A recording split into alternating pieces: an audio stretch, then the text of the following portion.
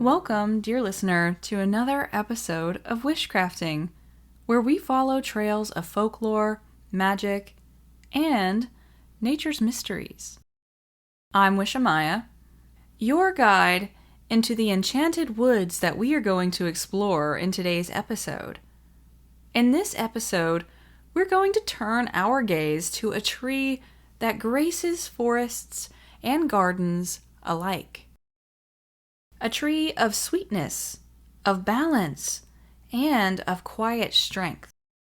A tree that has given us both nourishment and magic for generations.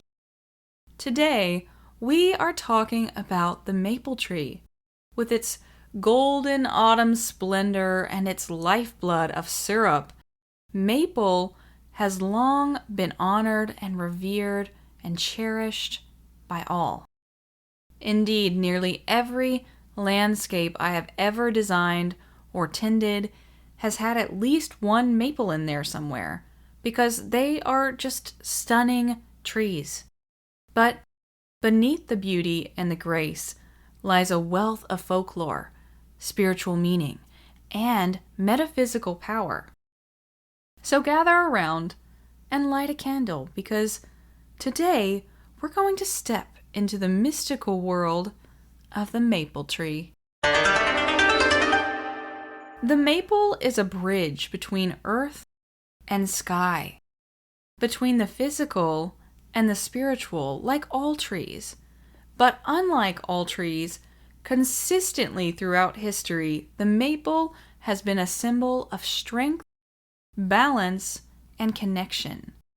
The name maple comes from the Old English word mapletrow, which eventually became maple tree. Its botanical name, however, is Acer. Acer is the genus, and Acer means sharp, a nod to both its pointed leaves and its ability to thrive in harsh conditions. But despite its name, the maple is often associated with gentleness, adaptability, and harmony. Maple trees, maples, the genus Acer, has been around for 60 million years. So the ancestral line of the maple tree has grown alongside the dinosaurs and has survived more than one great extinction event. That alone shows the incredible resilience and adaptability of this tree, but it barely scratches the surface of maple's soul. For many indigenous tribes of North America, the maple is considered a sacred tree, particularly for the Iroquois and Anishinaabe peoples. They were the first to discover the art of maple sugaring, believing that the tree's sap was a gift from the spirits, a sacred offering of nourishment at the very end of winter when life was harshest. Some legends say that the maple's sweetness was once a secret of the trees, but a benevolent spirit revealed it to humans as an act of generosity. Others tell of a great maple spirit that teaches patience, endurance, and gratitude for nature's gifts. This is my own personal belief, and actually kind of the basis for how I view and work with the green spirits of the world, but that's a conversation for another day. Great Spirit Maple is one that I've worked with many, many times. But beyond that, maple is a friend. I have spent so much time with and around maples, and I have found maple spirit to be incredibly loving and gentle and welcoming, but also to be insanely wise. While the oak, ash, and hawthorn dominate Celtic tree lore, the maple was still regarded very highly. In some traditions, it was linked to the other world as a tree whose sap carried both life-giving energy and wisdom from beyond the veil. In Norse mythology, the maple was sometimes associated with Freya, goddess of love and fertility, as it embodies beauty, abundance, and gentle transformation, all things very closely aligned with Freya. And I never want to just tell you that this means this or this for this with no reason why in regards to magical correspondences. And luckily for maple, there is a clear, in-your-face correlation to all of its associations, as well as its energetics, which makes maple an excellent tree for beginners that want to start working with trees or green magic. Maple represents longevity and adaptability because it is old as heck. As old as the dinosaurs, actually. And it represents beauty because, well, look at them. Google ornamental maple tree and just prepare to be astounded. Multiply that by 100 when you see it in real life. The leaves of maple trees don't look real. The Japanese ones especially look like somebody tried to draw it to be viewed through 3D glasses, but it's actually 3D. It's pretty trippy to look at sometimes. Abundance is another of their associations because of the sap, which turns into maple syrup, and for their very prolific seed production. Did you ever find those helicopter seeds as a kid?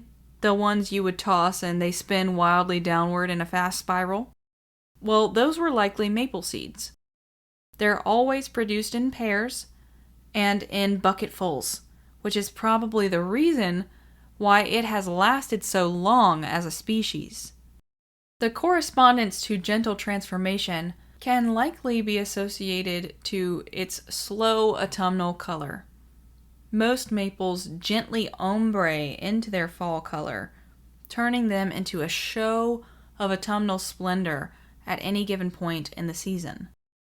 Listener, have I sold you on maples yet? Well, there's more where that came from, because that isn't even the best part about their leaves. In Japanese folklore, the maple leaves are seen as symbols of grace and the transient nature of life. Very much so like cherry blossoms, which we will be talking about very soon. The way their colors shift into autumn is a reminder of the cycles of change. But it's also a reminder that things don't have to be perfect to be beautiful. In Japan, they have a concept called wabi-sabi. Wabi-sabi is a Japanese worldview centered around finding the beauty in imperfection, impermanence, and simplicity. It encourages one to appreciate the natural cycle of growth and decay, and encourages embracing flaws, all in the name of finding contentment in the present moment, rather than striving for an unattainable idea of perfection. I love this philosophy, and it's no surprise that maples are a recognized symbol of this gorgeous concept. There's even a variety of maple that was bred to reflect and remind us of exactly that, and it's known as the wabi-sabi maple. I will include a link to that in the show notes if you want to check out what it looks like. Great maple spirit is a powerful being in its own right, but it also holds powerful magical lessons and properties should you choose to engage with it magically. Some traditional energetic correspondences are water and air, but the correspondences that matter are the ones that work for you. So I'm just kind of going to move on from correspondences and get to some of the juicy bits I want to share with you, which are my magical recommendations for working with Great Spirit Maple. Let's start with the most accessible, maple syrup. We can't talk about maple trees and not discuss maple syrup. Luckily, maple syrup is accessible and straightforward.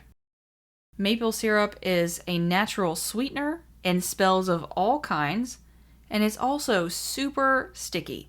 So drizzle it over spell candles or mix it into potions for drawing in whatever you want and for keeping it there. A bit of folklore is writing a loved one's name on a maple leaf and placing it under your pillow to bring you dreams of them. I've actually done this when I was worried about somebody, and I asked Maple to guide their spirit to my dream space, or just show me that they were okay, and this method has not failed me yet. So store that away for when you need it. Maple trees have also been linked to financial success and stability, probably because of their fertility and longevity. Or perhaps a modern take could be that maples are often a collector's tree, and there are 1,000,001 varieties, and some of them, well, actually most of them, are pretty expensive. So stewarding one of those trees on your property could be a literal symbol of wealth. Purchasing a maple sapling and planting it on top of a sigil, petition, or talisman could be the extra mile for a long-term spell for abundance. Alternatively, planting a sapling and fostering a long-term relationship with it could be an incredibly fruitful relationship for both you and the tree. However, if you're not looking to grow a tree as a spell, understandable, carrying a dried maple leaf in your wallet is also believed to attract wealth and steady income. I haven't tried this one myself, but maybe I should and report back. Alternatively, placing maple wood on your altar can invite abundance and good fortune into your home. This I have done, and I have paired it with hearth magic and been very successful. In Chinese philosophy, maple trees are believed to have both yin and yang energy, making them powerful for restoring equilibrium in your life. Working with maple in any capacity is almost certain to bring in more balance. But if you're feeling scattered or out of sync, meditating under a maple tree or with maple bark, wood, leaves, seeds, whatever, can help to quickly restore you. I have also personally carried maple talismans to promote balance in my life or bring me peace or harmony, particularly when I've been having a more anxious time in my life. In that same vein, wands carved from maple can bring a natural balance to spell work, and they can be really, really great to aid in energy work when collected consensually or from fallen wood. Drinking a maple tea is a great way to enhance psychic intuition and lucid dreaming. Pair it with cinnamon, and you can unblock stagnant energy and passageways just like that. It can also bring in a sense of safety and comfort to little ones, as well as bigger ones, but especially little ones. Little ones love maple tea, and of course they do. It's naturally sweet. However, its energy, maple's energy, is very gentle. It's gentle but strong. Because of this, it is excellent for protection spells. But in my opinion, trees give more aid and create stronger spell work when there is a relationship or mutual respect established somehow already. That being said, in Appalachia, hanging maple branches over doorways is believed to ward off negativity while still allowing love and prosperity to enter. And I don't think any of those folks were talking to their maple trees when that became a widely regarded folk belief. So, do what you will. My experience just says you get more energy the more energy you put into the relationship. So, if you're curious as to how exactly you would make a friend of a tree or establish the intention of respect, I have a simple but powerful ritual for just that over on my Patreon, which you can join for just $1. Every single episode gets a little extra magic that corresponds to the episode over on Patreon, And you can also find links to my Substack, where I post monthly astro forecasts, tarot and journal prompts, poetry, and so much more in the show notes as well. Anyways, perhaps by now you can tell that I love Great Spirit Maple, and how could I not? The maple is a magnificent tree full of grace, beauty, and absolutely radiant energy. Maple inspires me to be myself and to trust in my intrinsic value. More than that, it inspires me to trust my value so much so that I can focus on what makes my world more colorful and not have to focus on me, really. I can just be me rather than think about being me. And that is a lesson that I have worked on for a very long time, personally.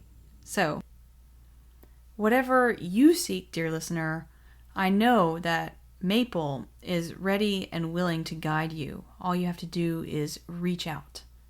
So, next time you see a maple leaf fluttering to the ground, maybe take a moment and hold it. Feel its energy and remember that you, too, are a part of the great balance of nature. Thank you so much for listening to this episode today. If you enjoyed today's show, consider sharing it with a friend. It really helps the show reach other folks. But if you don't want to do that, I totally understand. Consider leaving a review or a comment instead, especially on Apple Podcasts and Spotify. They help immensely, and they tell the hosting platforms that they should push the show to more people and get more people's ears to us. Lastly, if you'd like to speak with me, share your experience, tell me how you feel about maple, anything like that, those links will be in the show notes. That's all I have for you today. So until next time, my name is Wishamaya. Don't forget to keep your roots deep and your dreams wild.